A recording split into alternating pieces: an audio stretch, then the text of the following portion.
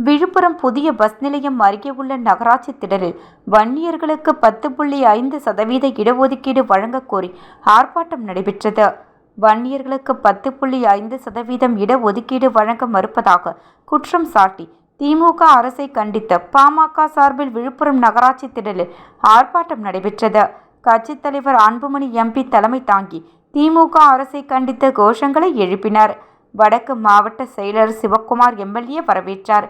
எம்எல்ஏக்கள் சதாசிவம், வெங்கடேஸ்வரன், மாநில வன்னியர் சங்க துணைத் தலைவர் அன்புமணி, மத்திய மாவட்ட செயலர் பாலசக்தி, அமைப்பு செயலர் மணிமாறன், தலைவர்கள் தங்கஜோதி, சேது, கள்ளக்குறிச்சி கிழக்கு மாவட்ட செயலர் செழியன், தலைவர் சத்யா, மேற்கு செயலர் தமிழரசன், தலைவர் கோவிந்தராஜ் ஆகியோர் முன்னிலை வகித்தனர்.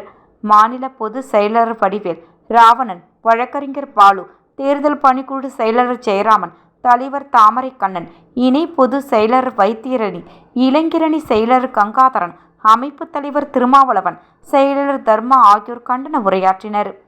இதில் வன்னியர் சங்க மாநில துணைத் தலைவர் அன்புமணி, ஒருங்கிணைந்த மாவட்ட அமைப்பு செயலர் பழனிவேல், துணைத் தலைவர் மணிமாறன், துணை செயலர் தியாகராஜன், மாணவரணி துணை செயலர் பெருமாள், பசுமை தியாகம் மாவட்ட தலைவர் மணிகண்டன், கொள்கை பரப்பு செயலர் சுப்பிரமணி, மருத்துவரணி செயலர் ராஜா, கொள்கை விளக்க அணி செயலர் பாலாஜி உட்பட நிர்வாகிகள் பலர் கலந்து கொண்டனர். இறுதியாக மாவட்ட அமைப்பு செயலாளர் கலியமூர்த்தி நன்றி கூறினார்.